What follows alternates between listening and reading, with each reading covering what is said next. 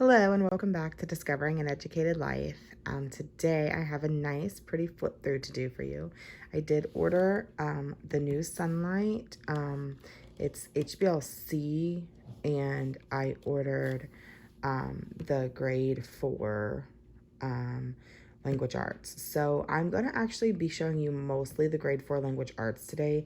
I already own all the books to Core C or HBLC, so I went ahead and purchased the guide to that in anticipation of starting to use that over this summer. Now, I'm not positive that we're going to be doing it. I just felt like I wanted it because I didn't use the books this year like I thought I would when I was using My Father's World earlier this year. So I just went ahead and grabbed the guide just because I own all the books. But then this is the 4-day. I should disclose that. The 4-day for both of those, because we are now approaching the end of the year, and I don't anticipate us finishing this. Like, I just have all of these books and really wanted to get through some of the content, and I haven't really done that because I felt like I needed something to guide me through it instead of just throwing a bunch of books at my daughter. I just really wanted the Sunlight guide. So here's what we have. Over here, these are the books that go with the language arts, or the other resources that came with it. So real quick, I'll show you. We have Wordly Wise C. Sorry for my lighting. I'm recording this very early in the morning. It's dark out, so we're getting the best light we can get today. So this is a little more intense than Wordly Wise B that my daughter did before a couple years ago. This one, it has like sentences and stuff to write. I mean, that's it. It's not the next level up necessarily yet, but it has really similar like crosswords, and then it will have your definitions, true or false, and then these ones tell you to rewrite each sentence below and replace the underlined words with the correct vocabulary word from the list. So I know if you've ever used a Sunlight language arts, you will know that this is something that gets done once a week. The Wordly Wise is a once a week resource. Then we went ahead and grabbed Handwriting Without Tears. We've used this in the past. This one is the Cursive Success, so it's not really a grade level. It's just whenever you start cursive. There's a handwriting scheduled spot in the Sunlight guide, and that is where you will complete this. So this is just the content you would be using. So I'm just going to flip through of all of these resources here. So we have, this does have some synonyms. There's some Greek roots, it looks like. Paragraph writing. Sorry, I'm trying to. Continents, sentences. Just a lot of review and mastery of cursive, print to cursive writing. I like that. Like wanting to convert. And so because I really like the multi-sensory approach to this, in the past when we had used Handwriting Without Tears, I did use the teacher's guide, so I went ahead and grabbed it for this one, because I felt like it gave me, so like see, it'll have these instructions on using multi-sensory approaches. And it has like QR codes for lessons. I know in the past I really liked having this teacher's guide because it kind of told me like when, like how to schedule it and when to do each activity that would be beneficial. And I have a tactile learner, and so I feel like the hands-on that comes with Handwriting Without Tears benefited her so much when we were learning to print that I just really wanted to try it out because she's doing okay with cursive, but like as far as like converting from print to cursive or just writing it on her own without copying it, I don't feel like we're there yet. So I thought, you know what, let's give it a shot. Handwriting Without Tears, that's always been Sunlight's recommended, so we went with that. And then that kit came with this pack. Like if you order the, I think it's like 4th grade or the cursive kit, it's very, very thin line paper. It's hard to tell how thin this lines on this paper are. They're very, like very thin. See, compared to like a fingernail, they're extremely thin. So that'll help her get her print a little smaller, I think, too, and her cursive. Last book that I had to purchase is Phonics Level D. So I've talked a lot on my channel and in general about my daughter not needing phonics. And that's very true for the sake of reading. Like, she does not need to sound out words. We don't need to go over. That's one of the problems we had when we were using The Good and the Beautiful. I think it was a good program, but for the level we were on, it was just asking her to sound out a lot of stuff. And it was making her slow down in her reading significantly when she already was a very fluent reader, and we'd covered a couple years of phonics when she was young. So anyways, I say all that to say this is, for us, is going to be phonics for the sake of spelling more than it is for the sake of reading. Like, that's definitely something that I didn't want. And I looked through this and felt like this was not going to be an issue. It has short and long vowels, hard and soft C and G, blends, consonant digraphs. We have R-controlled vowels, suffixes, syllables. We have vowel pairs, digraphs, diphthongs, syllables, plurals, possessives, contraction syllables, prefixes, root syllables, synonyms, antonyms, homonyms, dictionary skills. So to me, this is more just like a workbook with some different spelling and just general language art skills. So I wasn't super discouraged by what I saw here. I even saw, like, sometimes this was like a letter to go home to a parent, like your classroom teacher, and it will tell you like some books, so you could use that in your library list each week. And this starts off really basic with like letter sounds, which will be just a breeze for my daughter, but it quickly, I think, gets into a little more. It has rules and things in here. I think if you like flip ahead quickly, you start seeing, this is like hard and soft C and G. And you see, this is not having her sound a bunch of stuff out. I noticed that really fast. This is more, to me, about spelling and some of the rules and things that come along with that. So I think we are going to enjoy just kind of working through this workbook and learning some of those things. So it's not super thin. I mean, there's a lot here to get through. There's some alphabetical things, alphabetical order. These have some definitions. This is more just like filling in the word with the sentence it goes with. I like that there's like little stories and they're making connections. It kind of reminds me of just a workbook, like something like Brain Quest or something we've used before. It doesn't seem to be like really simple like I was thinking it was going to. Like, I thought it was gonna, oh, that's gonna be way too simple for her. It's not. I think it's just a nice workbook. You know, she likes workbooks. I don't think we'll have, see, there's more of those books listed for the week. This one has prefixes. Like, to me, this is not a traditional phonics book. This is more of just like a language arts workbook, if I'm being honest. Like, it says phonics on the front, but I don't really consider this to be like typical phonics workbooks I've seen in the past, where you're like sounding things out and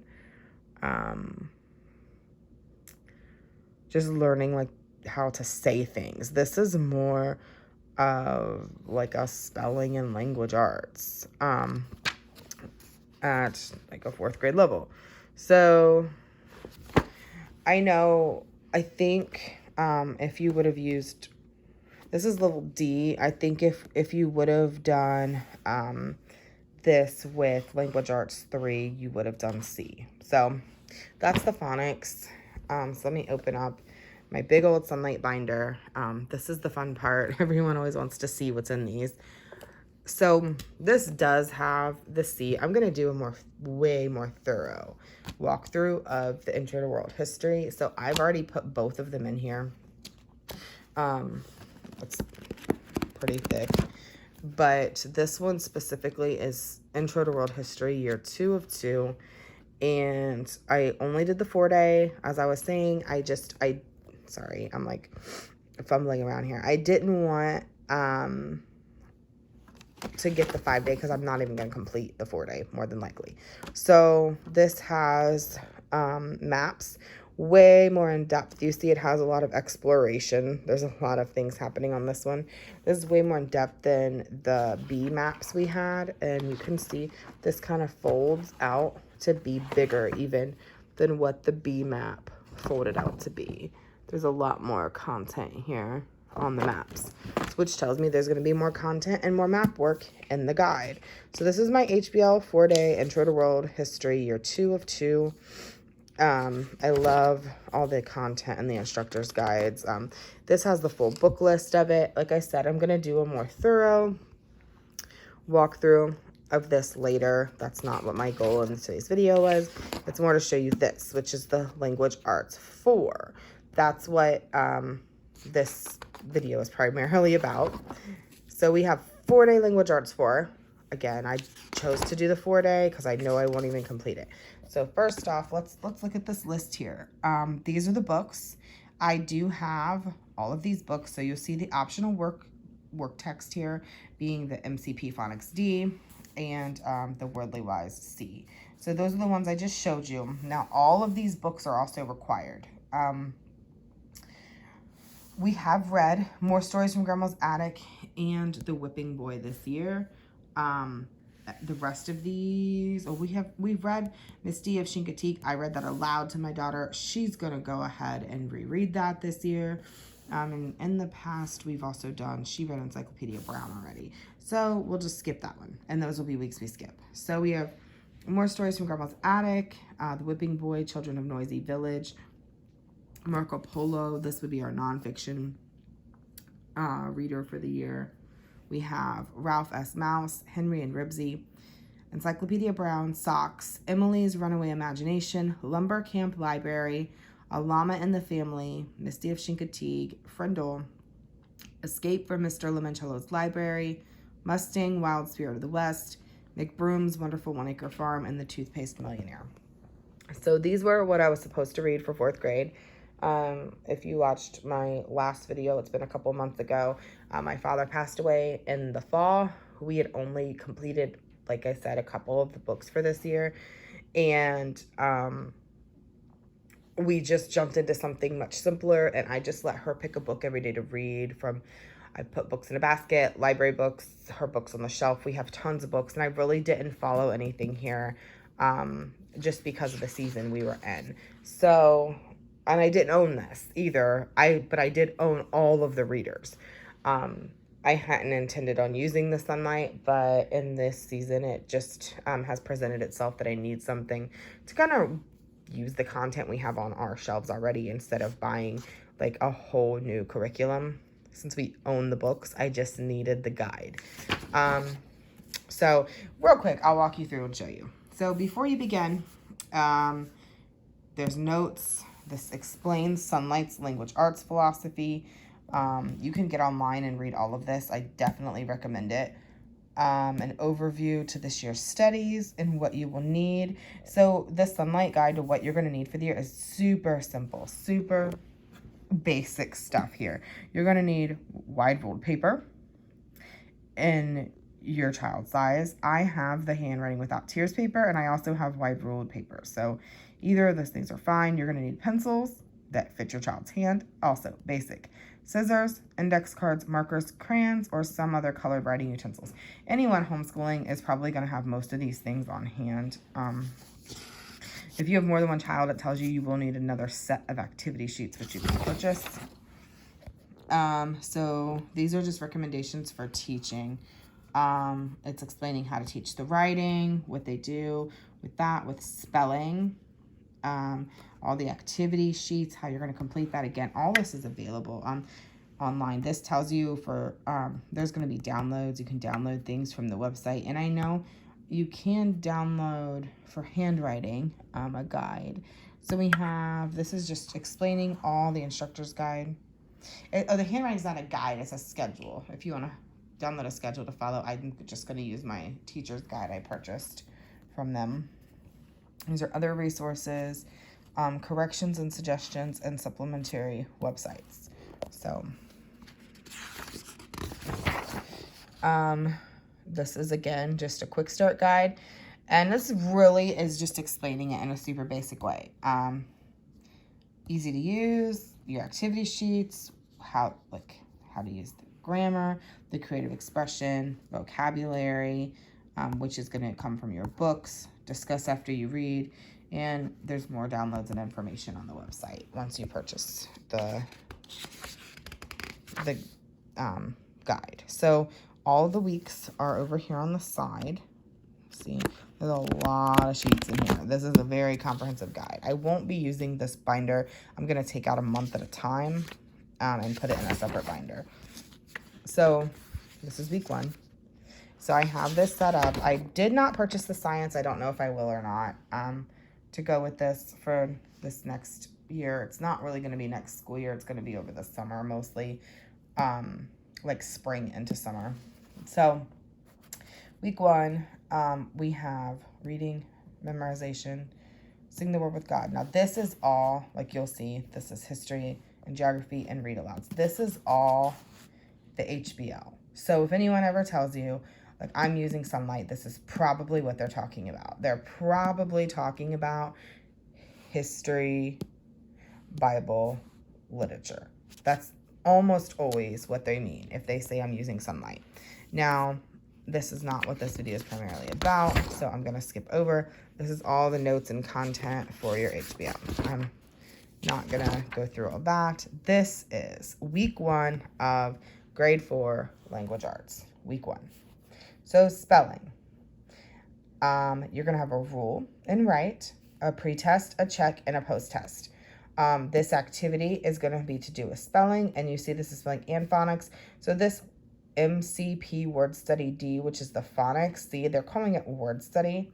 That book over there says phonics on it. This one, it is definitely more of a word study, as Sunlight listed here. It does not feel like a traditional phonics workbook. It is more of a 4th grade level spelling word study book. It is not traditional phonics, in my opinion.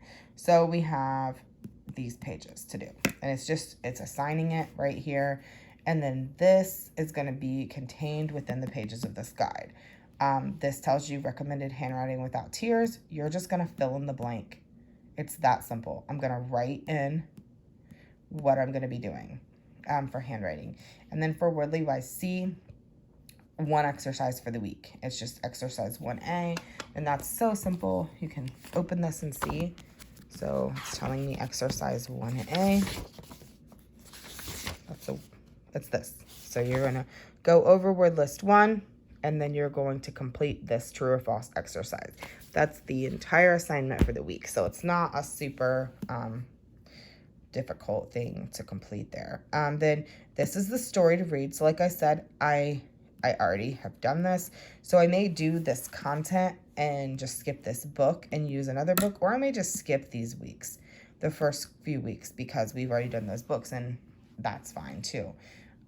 Creative expression, we have copywork application, interview your family, and family heritage. So this is almost always the format.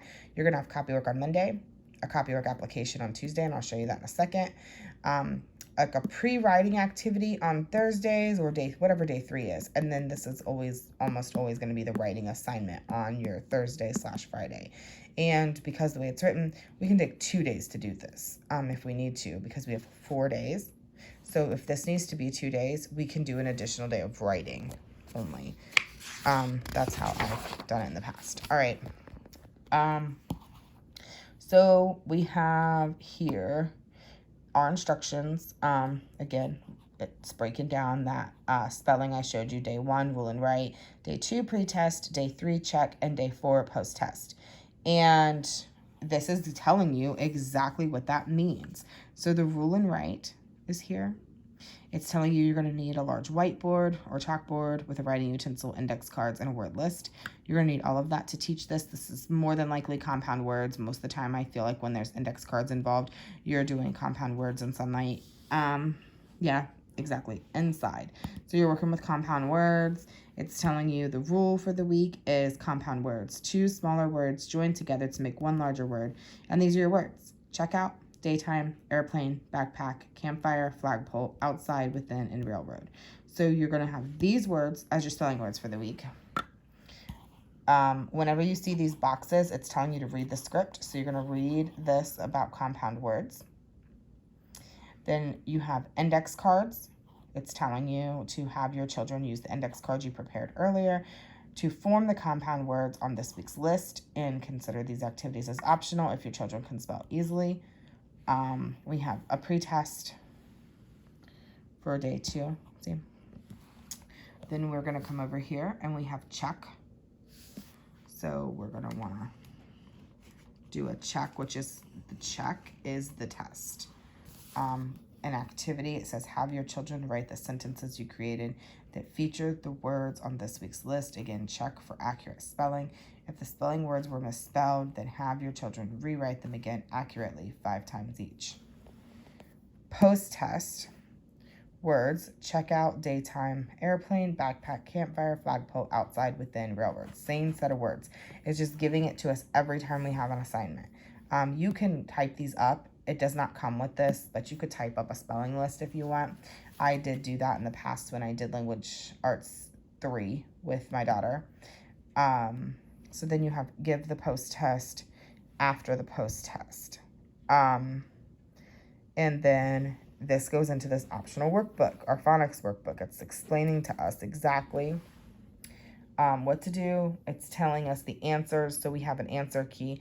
I know there is a teacher's guide to this. This is a public school book, like a regular, like brick and mortar classroom book.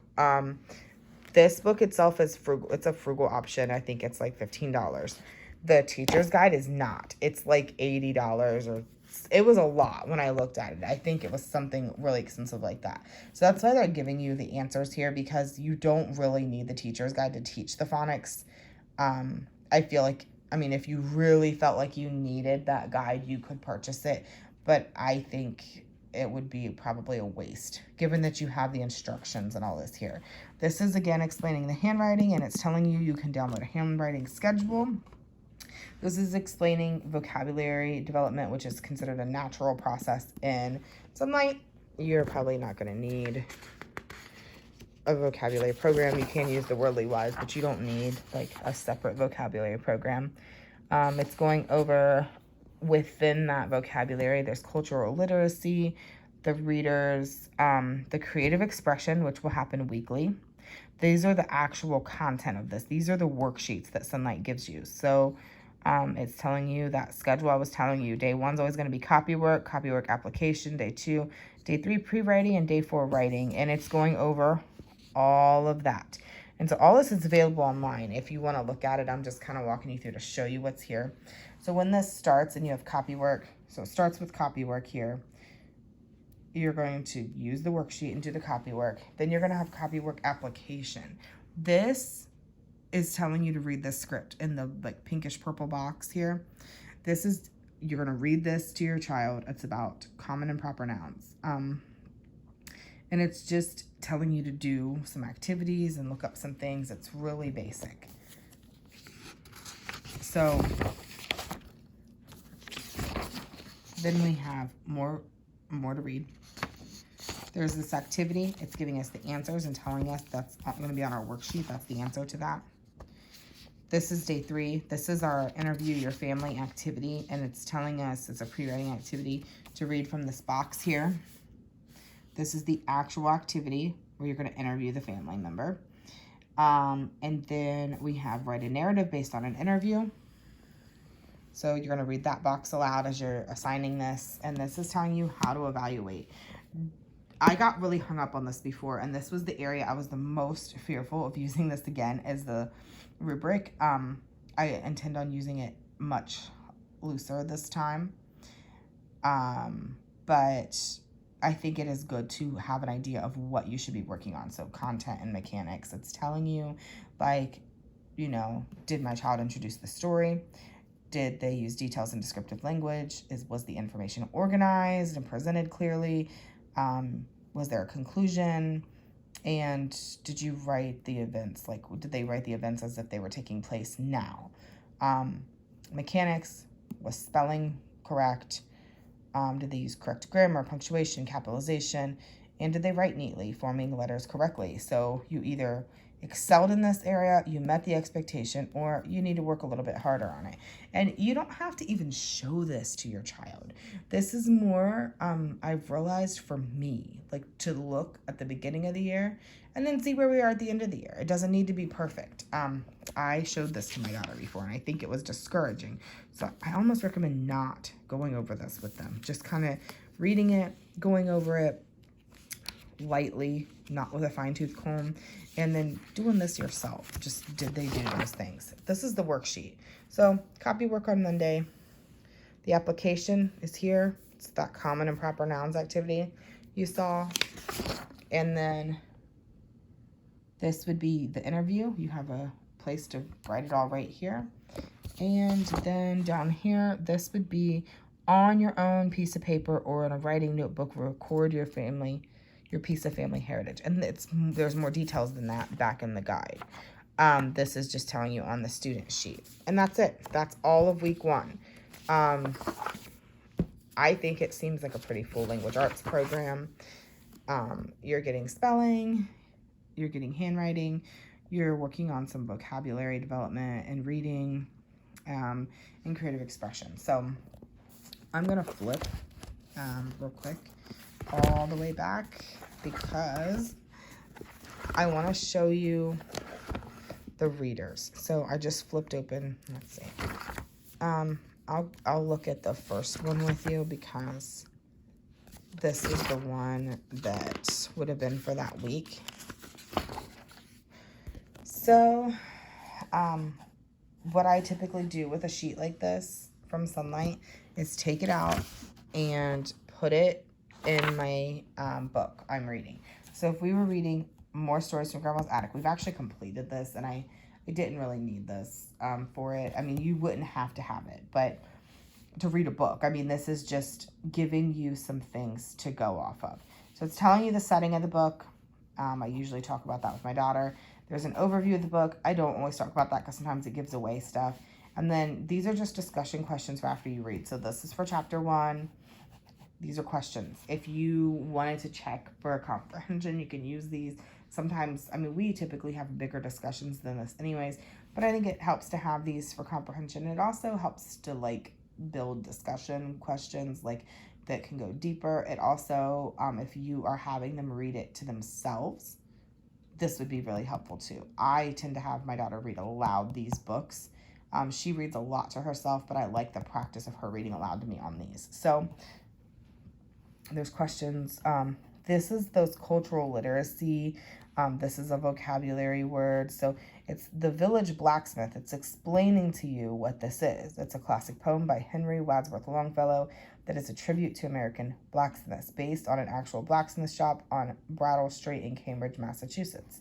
So you could like print off this poem and work on that poem for memorization. I mean, there are so many things you could do with this information that this is going to be in this chapter before you read it. So that's one of the reasons I love these sheets, because they give me, you know, a little bit more to go on. So this is telling you a truant officer, a pig and a poke. And then down here we have a biography for vocabulary, just explaining what is a biography. And so all I do with these is go over it, ask her, do you know what a biography is? If she gives me a good definition, I'm like, yep, and this definition says this is what it is. This definition says that a biography is a book about a person's life along with interesting facts, or I'm sorry, interesting things that they do. So that's as simple as that's all it is. There's all of the books will do for this grade, for the 4-day schedule, are in here.